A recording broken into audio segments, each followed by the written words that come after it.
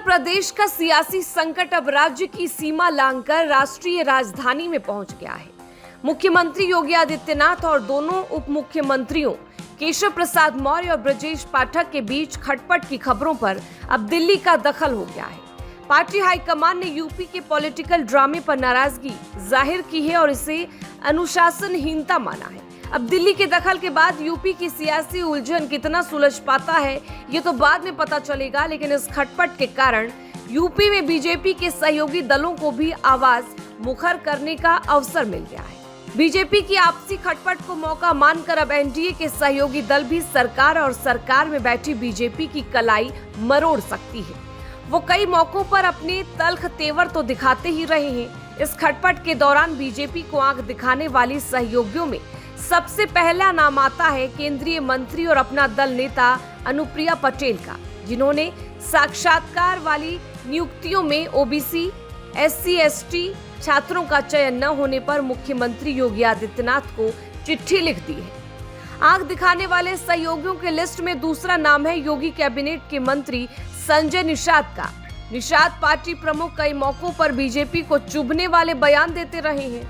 योगी आदित्यनाथ की बुलडोजर नीति का विरोध करना हो या प्रदेश के अफसरों पर मनमानी चलाने का सीधा आरोप लगाना हो, संजय निषाद कई मौकों पर खुलकर सामने आते रहे हैं और अपने सहयोगी की कलाई मरोड़ते रहे हैं। साथ ही वो निषाद समाज को अनुसूचित जाति वर्ग में आरक्षण देने की मांग भी उठाकर बीजेपी के माथे पर सिकन पैदा करते रहे हैं। इस लिस्ट में तीसरा नाम आता है सुहेलदेव भारतीय समाज पार्टी नेता ओम प्रकाश राजभर का।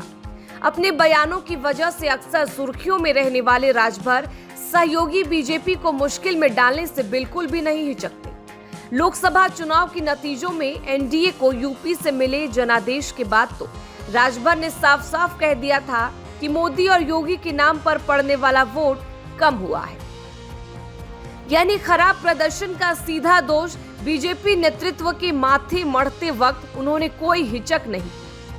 कुल मिलाकर उत्तर प्रदेश में हालात ये हैं कि बीजेपी को चारों तरफ से चोट लग रही है। यूपी में अभी पार्टी लोकसभा चुनाव के झटके से नहीं उभरी थी कि आंतरिक कलह ने बीजेपी को जकड़ लिया। इसी बीच सहयोगी दलों ने भी अवसर पाकर अपने बयानों को और तल्ख कर लिया है। विपक्षी दलों के मजबूत होने के बाद उनके हमलों में भी ताकत और तेवर दिखाई देने लगी है। ऐसे में क्या अब यूपी की सत्ता में कोई बदलाव होगा या दिल्ली से कोई ऐसा फॉर्मूला निकलेगा जो सूबे में सब ठीक कर देगा? इसके जवाब की प्रतीक्षा यूपी की जनता के साथ साथ बीजेपी संगठन को भी